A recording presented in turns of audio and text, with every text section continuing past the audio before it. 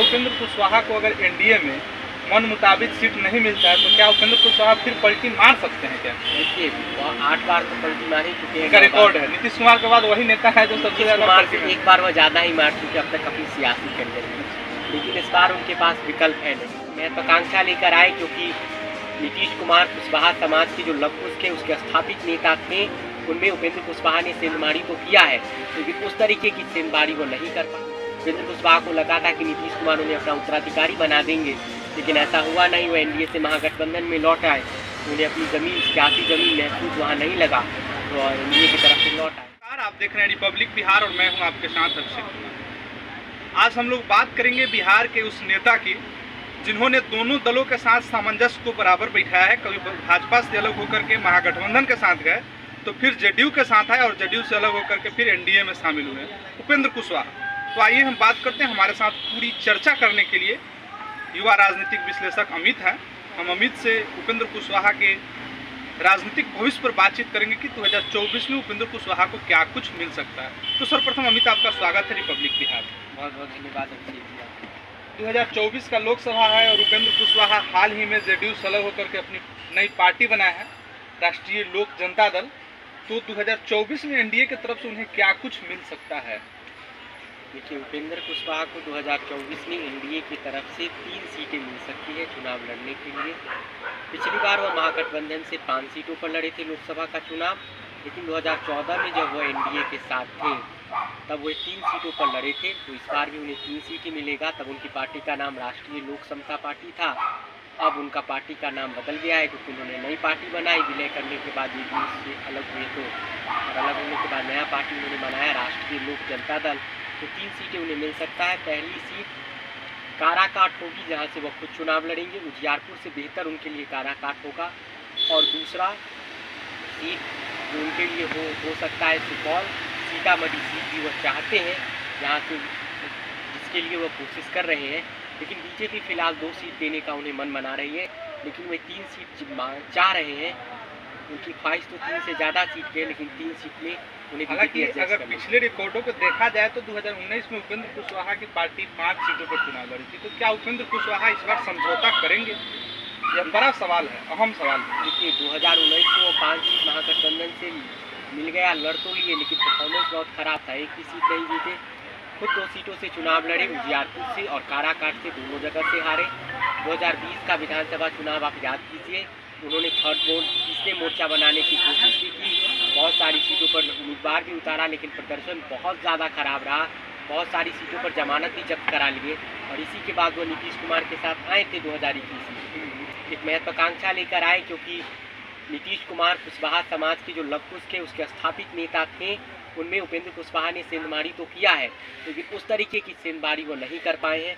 और उपेंद्र कुशवाहा को लगा था कि नीतीश कुमार उन्हें अपना उत्तराधिकारी बना देंगे, लेकिन ऐसा हुआ नहीं। वो एनडीए से महागठबंधन में लौट आए, तो उन्हें अपनी जमीन सियासी जमीन महसूस वहाँ नहीं लगा, तो एनडीए की तरफ से लौट आए।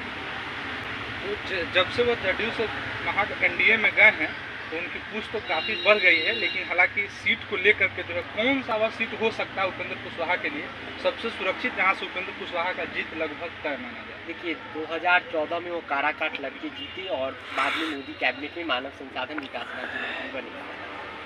2024 में भी वो काराकाट से ही लड़ना चाहेंगे, क्योंकि उजियारपुर सीट के साथ दिक्कत ये है कि वहाँ 2 कुशवाहा उम्मीदवार जब हो जाते हैं तो कुशवाहा वोटरों में बिखराव हो जाता है और इससे कुशवाहा उम्मीदवारों को हार का सामना करना पड़ता है। नित्यानंद राय 2014 में इसीलिए सांसद बन गए। एक तो मोदी लहर था और दूसरा ये फैक्टर था कि आरजेडी ने आलोक कुमार मेहता, जो उनके कुशवाहा नेता है, जो आज मंत्री है बिहार सरकार में, राजस्व मंत्री है, और जेडीयू जो उस वक्त अलग लड़ रही थी और जो अभी अभी बनी है महिला आयोग की अध्यक्ष अश्विनी देवी, उन्हें उम्मीदवार बनाया। तो ये दोनों कुशवाहा जाति से थे और इन दोनों के वोटरों का बंटवारा हुआ और इसका फायदा नित्यानंद राय को मिल गया। उपेंद्र कुशवाहा चुनाव हार गए। उपेंद्र कुशवाहा तब नहीं लड़ रहे थे, लेकिन इस सीट पर, उजियारपुर की सीट पर, कुशवाहा कैंडिडेट 2 जैसे ही खड़ा हो जाएंगे, जिससे इनके उम्मीदवारों के नामों इनमें वोटों का बंटवारा हो जाएगा। तो काराकाट से महागठबंधन कोई कुशवाहा कैंडिडेट उपेंद्र कुशवाहा के खिलाफ लड़ा दे, इसकी संभावना बहुत कम इस बार दिखती है। कौन सा वो जो सीट होगा जहां से उपेंद्र कुशवाहा की पार्टी को कौन कौन सीट मिल सकता है? काराकाट और सीट तो तय ही है जहाँ से वो चुनाव लड़ेंगे। वो तो तय है, उसके अलावा 2 सीटें और वो उन्हें मिलनी है। अब वो सुपौल मिलेगा, सीतामढ़ी मिलेगा या उजियारपुर मिले, इनमें से कोई 2 सीटों पर और चुनाव लड़ना चाहते हैं। हालांकि देखा जाए तो उजियारपुर तो मिलना बहुत मुश्किल लग रहा है, क्योंकि वहाँ से भाजपा के यादव समाज के बहुत ही चहेते नेता हैं नित्यानंद राय जी, और ऐसा कहा जाता है कि वो बीजेपी के जो चाणक्य अमित शाह के भी काफ़ी करीबी हैं। इसी का नतीजा हुआ कि उन्हें गृह राज्य मंत्री बनाएंगे, तो उस सीट पर तो हमें नहीं लगता है कि बीजेपी विचार करेगी। नित्यानंद राय आज भाई बिहार भाजपा के इकलौते ऐसे नेता हैं जिनकी धमक शीर्ष नेतृत्व में है और शीर्ष नेतृत्व उनकी बातों को तरजीह देता है। बिल्कुल। तो नित्यानंद राय इस बार उजियारपुर की सीट के अलावा भी कोई और सीट चाह रहे हैं जहाँ से वो चुनाव लड़ना चाहते हैं, और आज नित्यानंद राय इस ताकत में है दिल्ली में कि वो जो सीट मांगे उस सीट से चुनाव लड़ लें।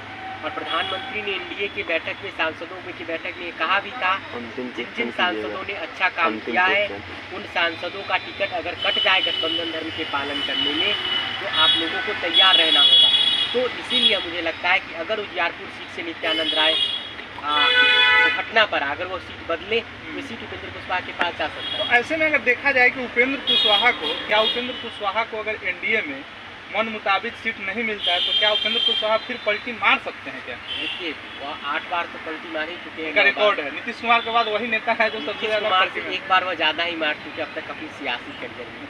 लेकिन इस बार उनके पास विकल्प है नहीं, क्योंकि 19 और 20 के चुनाव उनके लिए बुरी तरह साबित हुए हैं, जहाँ वो अपने अस्तित्व के लिए लड़ रहे हैं। 24 में उन्हें अपना सियासी अस्तित्व बचाना है, और महागठबंधन में वो फिलहाल जा नहीं सकते, क्योंकि उनका वहाँ उनकी अब एक तो नीतीश कुमार पर भरोसा नहीं करेंगे, दूसरा कि उन्हें